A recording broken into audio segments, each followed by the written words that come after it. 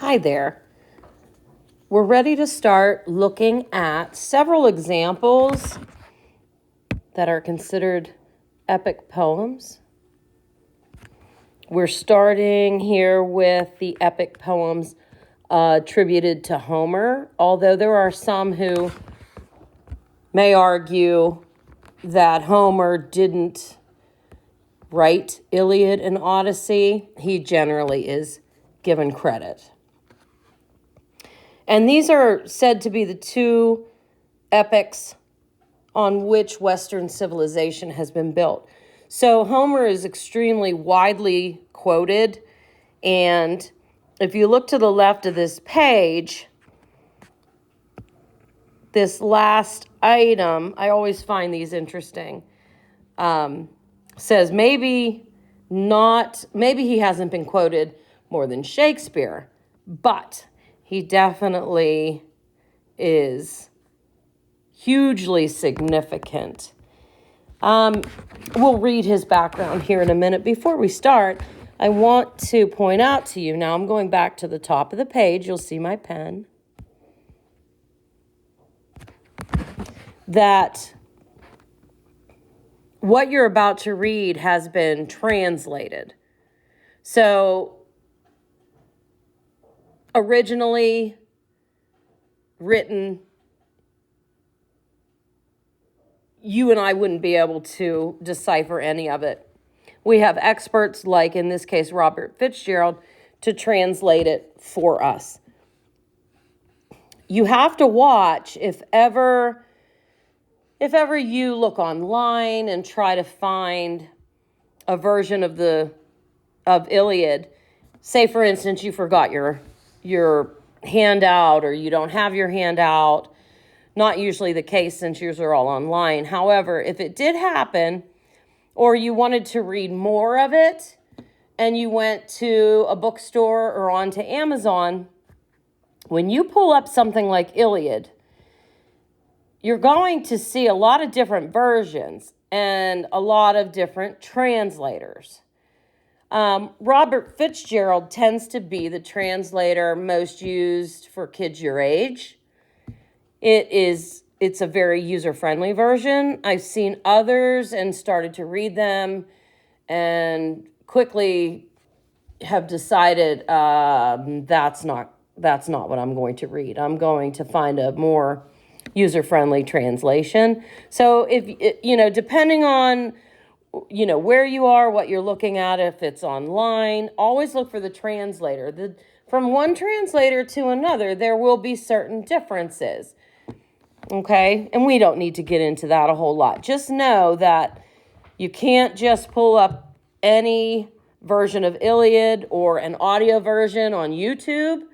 It may be a totally different version on YouTube. You would want to know, if you wanted the audio, you would want an audio that was translated by Robert Fitzgerald. Okay? Let's clean off our page here.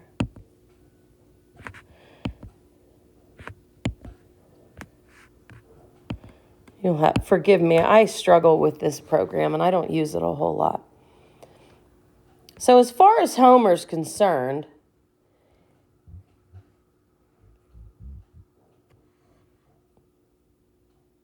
he's given credit for two widely studied epics, Iliad, and the other one's called Odyssey. Now notice the word "the" is not a part of the title. Generally, titles of poems would be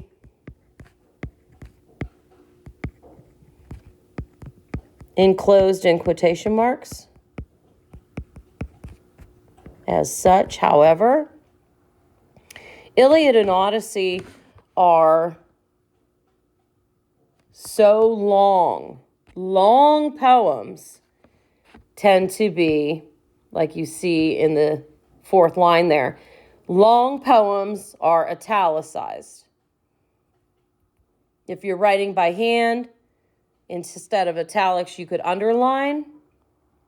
Okay, so I don't want that to confuse you. In general, titles of poems are enclosed in quotation marks. However, when it's a work of this length, it is italicized. Okay? Now, before we go any further, we need to look at this word, epics. I mean, what is an epic? You know, what makes something an epic? We have to address to Homer. And now you know what it means. I'm starting here at the very beginning. And notice your date. You know, we're talking right around 700 BC.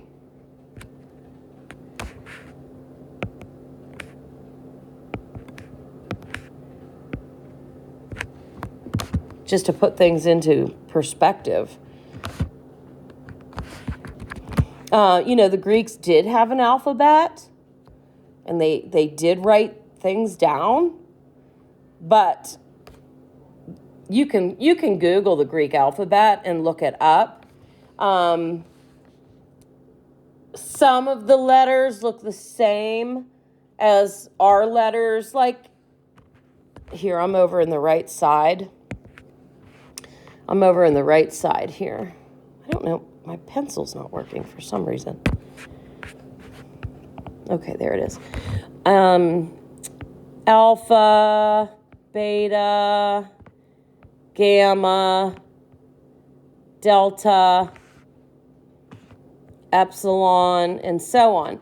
So you can see from that A looks like RA, RB, you see D, you see E, you see characters that are familiar. So you can see that over time, the Greek alphabet eventually transformed into the alphabet you and I know. But if you Google the Greek alphabet and look it up, it is very different. Alpha, beta, gamma, delta, epsilon, zeta, eta, theta, iota, kappa, lambda, mu, nu, xi, omicron, pi, rho, sigma, tau, epsilon, phi, chi, psi, omega. That's the Greek alphabet. And I know you can't see me, but Sophie, tell them I didn't cheat. Tell them I knew that. Sophie's not talking. I actually still remember the Greek alphabet from when I pledged my sorority in college when I was 18 years old. And we had to learn the Greek alphabet. And I'll switch to green because that was my color of my sorority.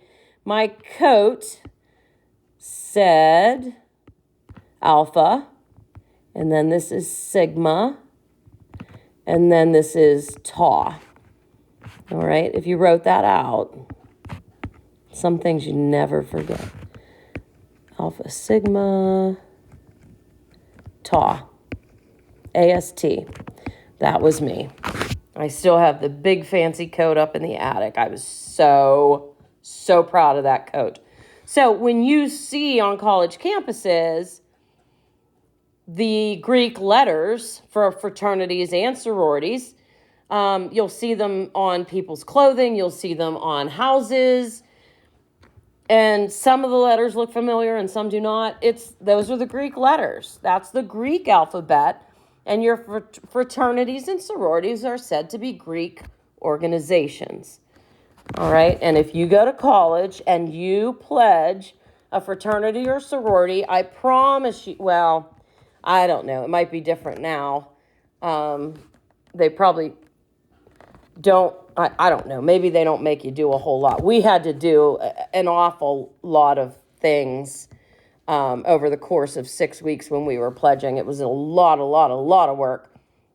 And one of the things we had to do was learn the Greek alphabet. And we had to be able to say it really fast.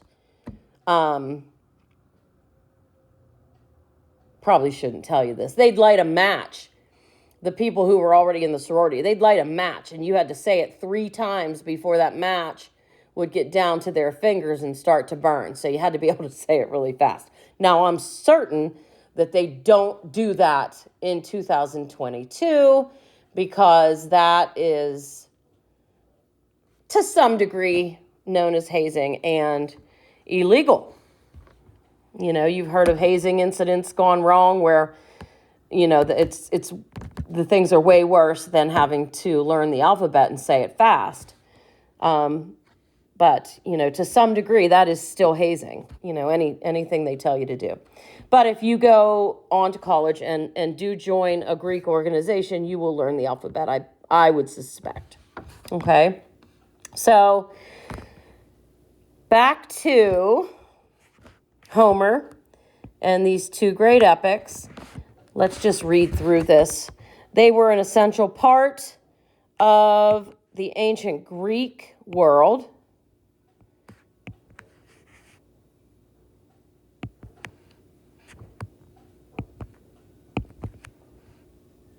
School children had to memorize verses from the poems. Scholars discussed their meanings.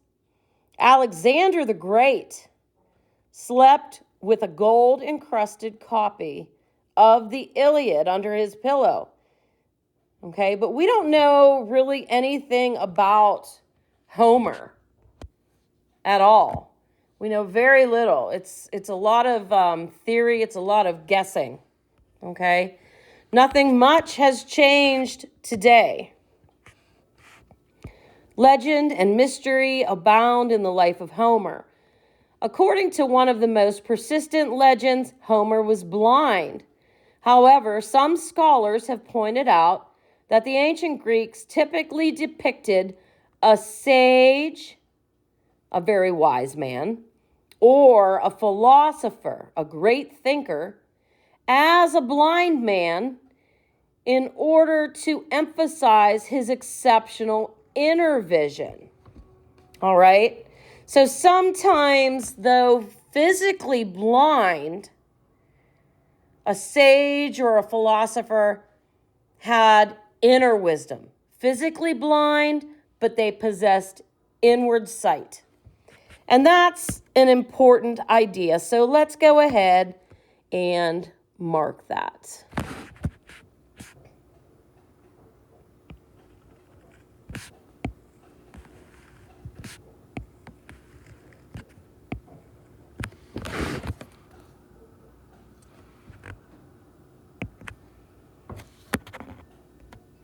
The poet's birthplace and date of birth are also matters of speculation. Well, that doesn't seem so astounding because, you know, again, we're talking 700 BC.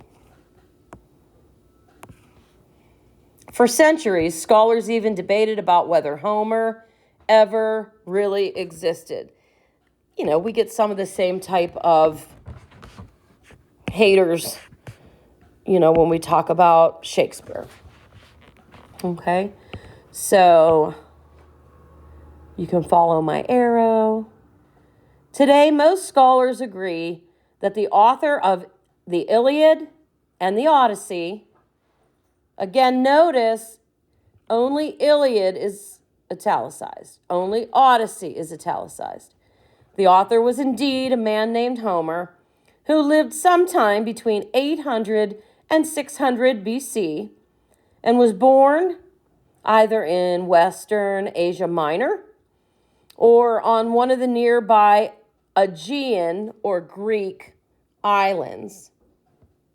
Evidence of his life has been gathered indirectly from the writings of ancient Greece, as well as from his poems.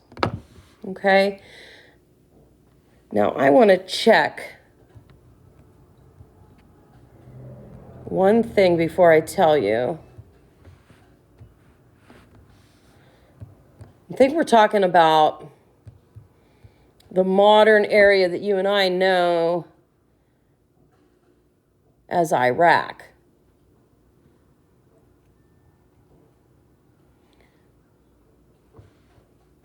The Middle East. Okay?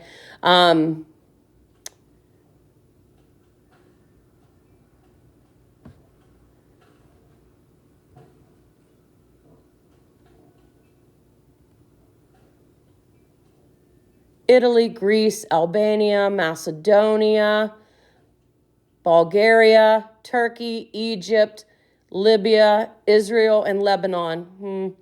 Well, sorry. I told you Iraq. And I think that's, in the general vicinity. However, I gotta ask forgiveness on that. Okay? But that just gives you a little bit of concept. Think Turkey. All right? Now, the Iliad relates events of the Trojan War, which was a conflict between Greeks and Trojans in the ancient city of Troy in Asia Minor.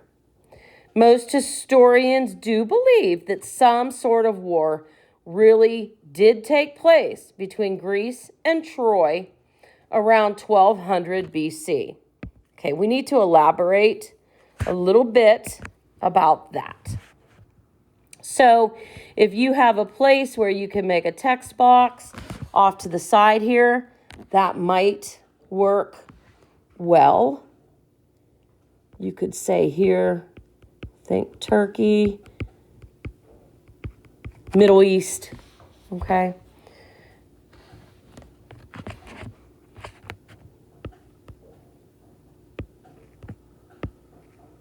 Why is a story about a war between Greeks and Trojans called Iliad? There's a question.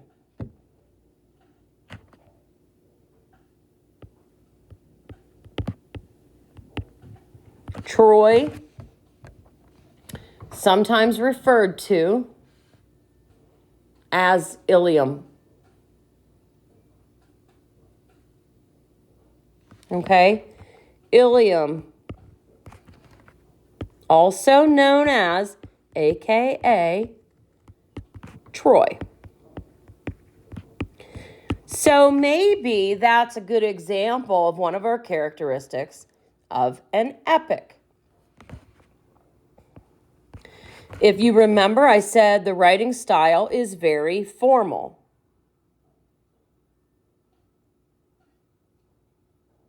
So perhaps in naming this epic, Iliad, it is a more formal name for Troy. It sounds more, I'm going to say, elevated. Elevated language makes things seem more formal, seem more important. Okay? So this, may very well be an example of elevated language.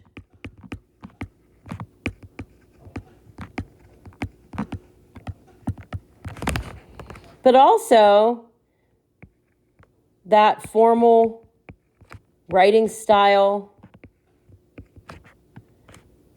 say more formal. Sorry, I'm sure you had to go back and insert text there. So you can pause me anytime. I'm sure you'd like to do that more often than not. Okay, so back to, according to Homer's poem, right here. According to Homer's poem, the Trojan War began, this is a great story, when Paris, a prince of Troy, kidnapped Helen, and she was thought to be the world's most beautiful woman. If you have ever heard anyone refer to the face that could launch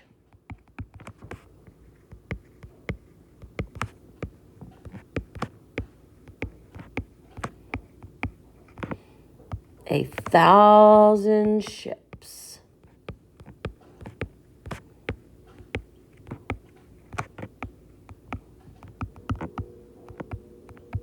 And I better put that in quotation marks. The face that could launch 1,000 ships was, in fact, Helen of Troy.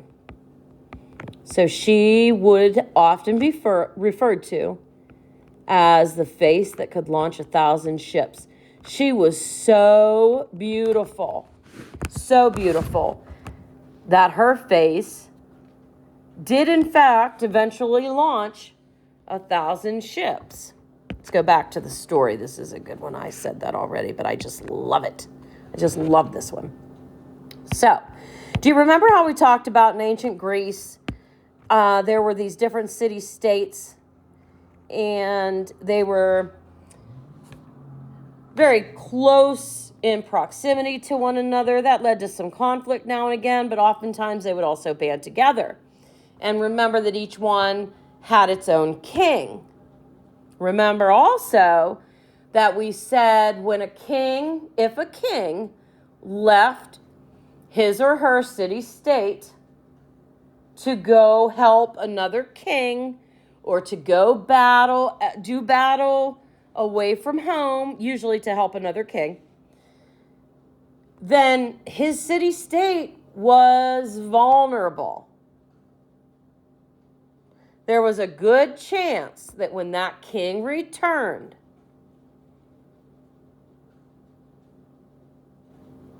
he would be attacked, perhaps killed, because while he is away, others may try to take control.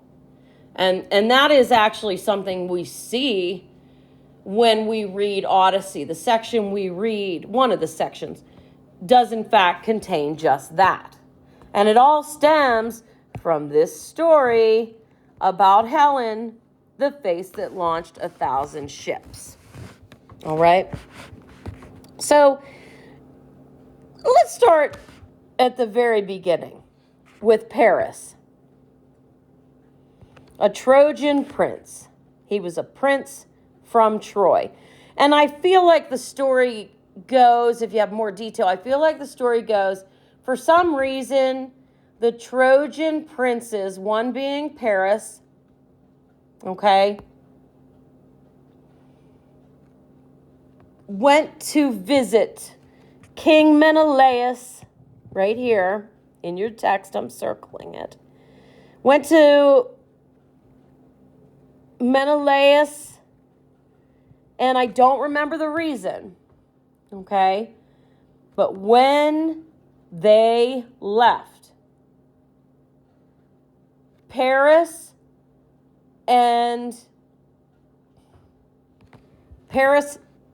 hid Menelaus's wife, Helen, on the ship, headed back to Troy. So that's why, oh, look at this. He kidnapped Helen. But I'm telling you that many sources do indicate that Paris and Helen were in love, and Helen went with him, boarded that Trojan ship in an effort to leave Greece willingly. So, as far as that word kidnapped, well, I'm not sure about that. It depends on what version you read. Okay, some say that she and Paris were in love. And you've got to stop and think, her marriage to Menelaus would have been an arranged marriage, and there may not have been love there. It may have been a marriage established to further the interests of her family. It might have been a marriage to maybe her family, in a different scenario, her family maybe had power And in marrying her, Menelaus gained more power. Okay, so I'm not sure how that was, but you stop and think that's what marriages were about back then. All right, regardless, King Menelaus said, "Oh no, you do not take my wife." As a Greek king, he was probably not used to being told no. He was most likely not used to people crossing him. And, I honestly feel like whether he was wholeheartedly in love with Helen or not, he would have wanted her back because she's somewhat property. So you don't take my things. Okay? So I feel like it may be more of an ego issue, a power struggle. So in retaliation, Menelaus' brother, and his name was Agamemnon. Agamemnon led the Greek army to invade Troy. And that is how her face launched 1,000 ships. Excuse me, pardon me.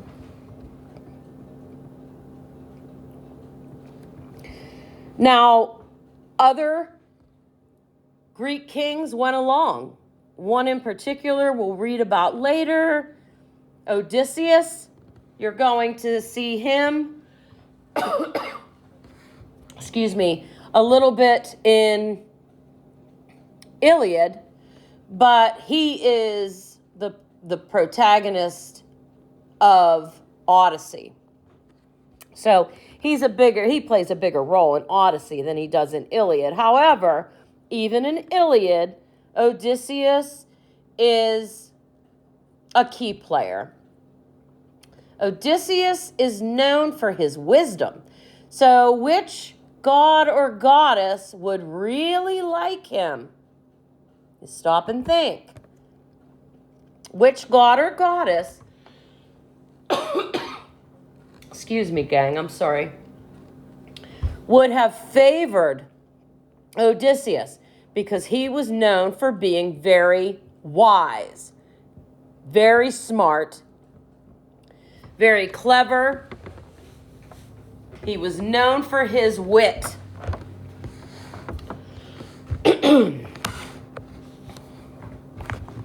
And you probably said Athena, so spot on. Now, the Trojan War lasted for 10 years before there was any victory on either side. It lasted for 10 years. In Iliad, you read about the final year of that battle. Excuse me, I'm sorry. So we get to see how things ended.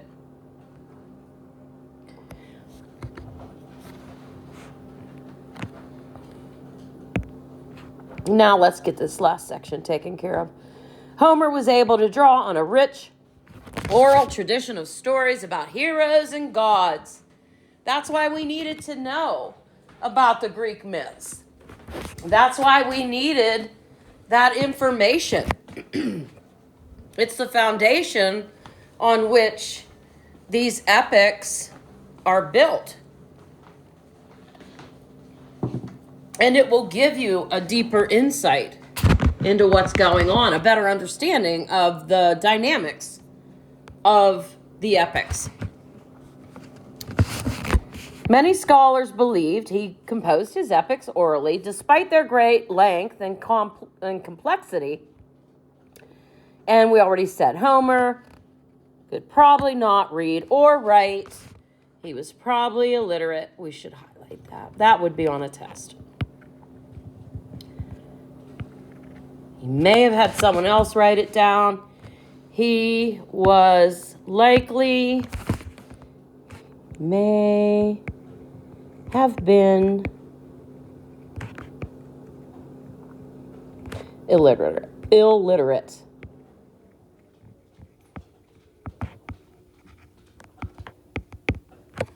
Hope I spelled that right for you. I think I did.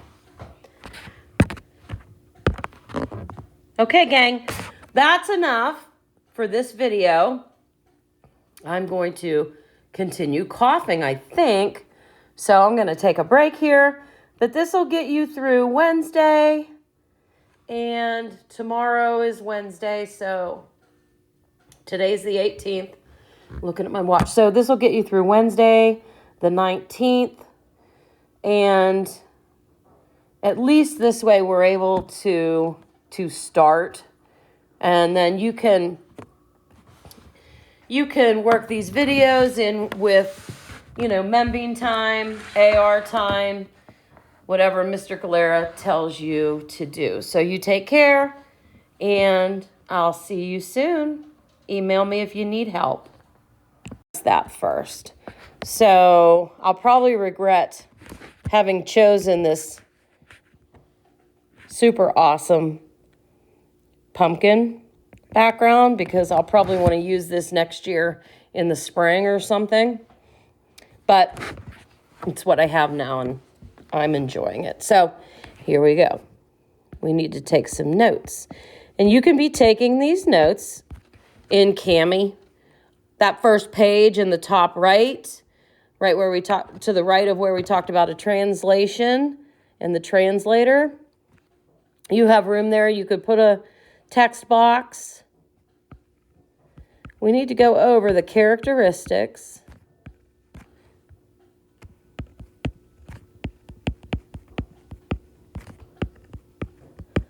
of an epic.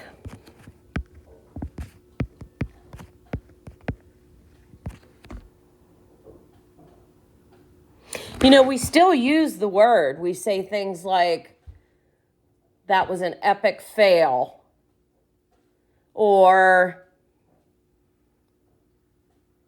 I had an epic time at that dance, or that game was epic. Okay, we use the term loosely to describe things that are just beyond amazing. Huge things. And you'll see perhaps the connection. However, your characteristics of an epic are slightly different. Okay?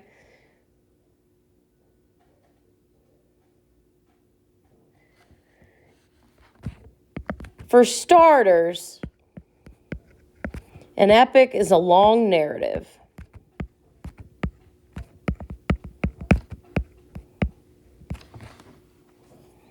And narrative just means story.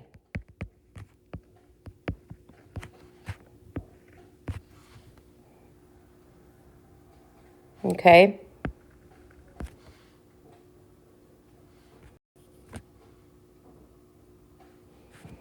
In addition, a narrative is originally passed orally.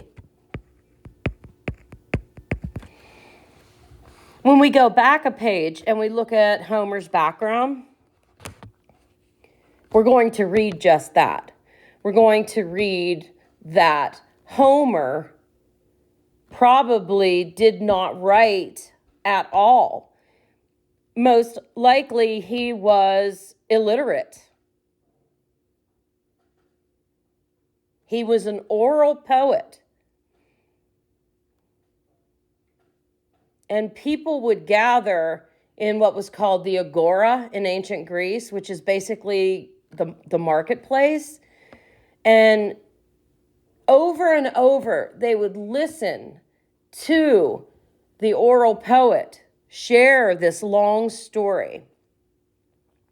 Okay? So a long narrative, passed orally, deals with heroes and adventure.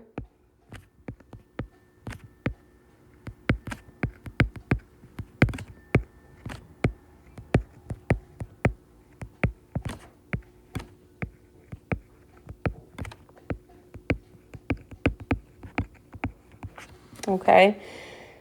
In our case, our hero is in Iliad. It's mostly Achilles. In Odyssey, it's Odysseus. Now, I want you to think back to the Mycenaeans. Let me switch colors here. And I want you to think back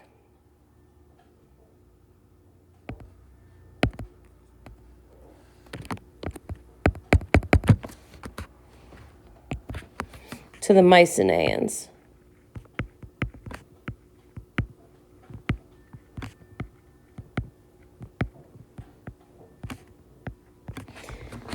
They were the very aggressive warriors. They were a warring, aggressive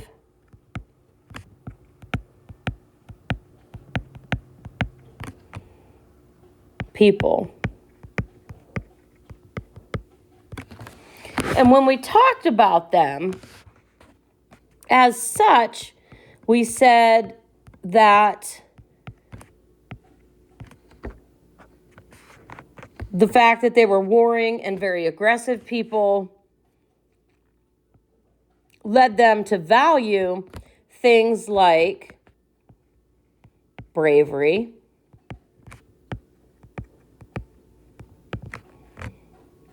heroics in battle,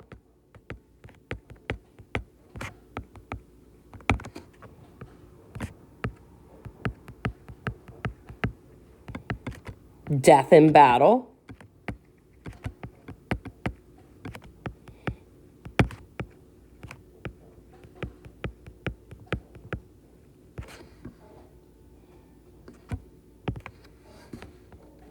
it was the opinion in ancient Greece that there was no death more glorious than death in battle.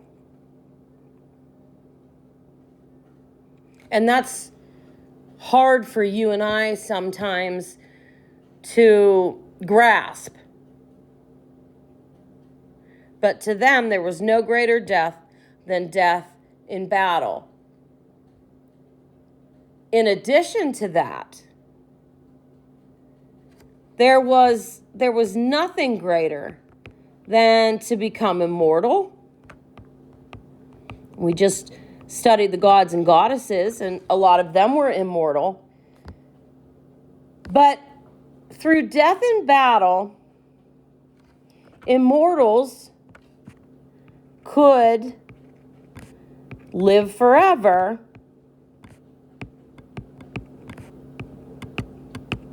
also known as EVER, also known as gain immortality,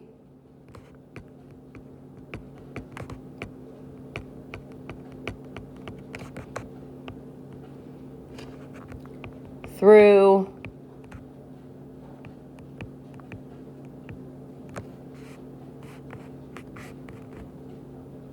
verse. Okay, so let's explain that just a little bit. Immortals could, in a sense, gain immortality through verse. If someone like Homer recounted your glorious heroics in battle, that glorious death in battle, in an epic poem, then in a sense, as a mortal, you have defied the natural way of things and you have become immortal. You will live forever through this poem. You will live forever through the epic poem. And in ancient Greece, that was really the ultimate honor, was to be immortalized in verse. Okay? So, long narrative, passed orally, deals with heroes and adventures. Let's go on to the next one. I need to change my pen color. You might You might need to do that too. What, 5? Yeah.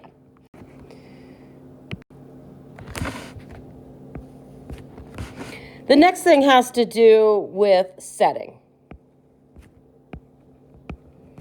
There's a supernatural, cosmic, or worldwide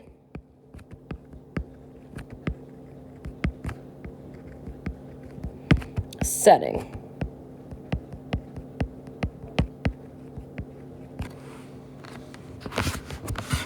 So the supernatural is involved. We see things happen in the myths that we just read that could give you good examples of things that are supernatural. The gods and goddesses intervene. All right? So the gods and goddesses will use their powers to interfere basically in human events. And we're going to see that in this text, and we'll point it out when we do. Also, the setting could be cosmic. Other worlds are involved. For example, Hades. You could go to the underworld. In Odyssey, which we'll read portions of next, Odysseus has to venture to the underworld. That is out of this world, thus cosmic. Or you could say it's worldwide. Regardless of which word you choose, cosmic or worldwide setting, they're traveling in Odyssey, traveling all over the globe, traveling to Mount Olympus, traveling to the underworld. So you'll see the supernatural, cosmic, worldwide setting. You'll see the gods and goddesses intervene. And that is characteristic of an epic.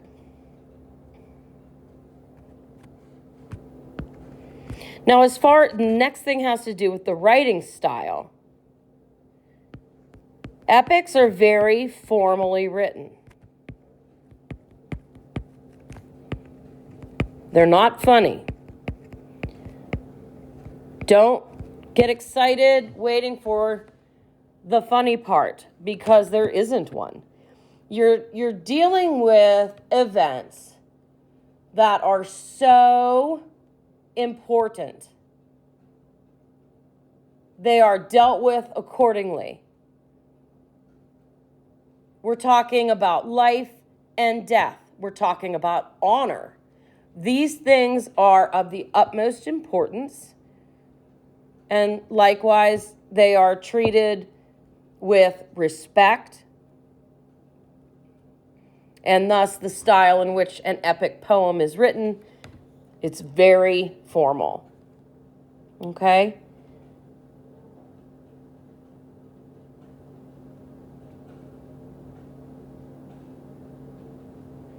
So there are other characteristics of epics, but for now, I'd like us to stick with those. We'll stick with those 5. We'll add some later, like epics tend to begin in the middle of things rather than at the very beginning of things. That's one that you might notice. We can write it down. Let's go ahead. Sorry, you're not getting the best of me tonight. This is about the 7th time I've tried to make this video, and it's because my brain is mush.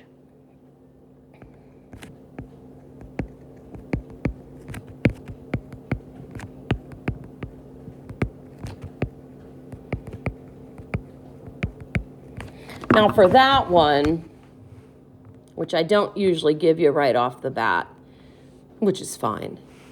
You'll just have to, you might catch me sometime thinking that I didn't tell you this. You might see this written as it'll say that something begins in medias res. I don't speak Latin.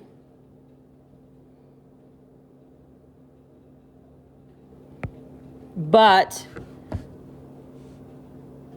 that means in the middle of things, okay? In medias res means in the middle of things. Now, let me have Google say that for you and pronounce the Latin correctly. I'll probably be mortified, but I'm not starting this video over. In medias res. Well, that wasn't so bad, really. Medias res. In medias res. That wasn't so bad. Not too shabby. Not too shabby. So, let's go back.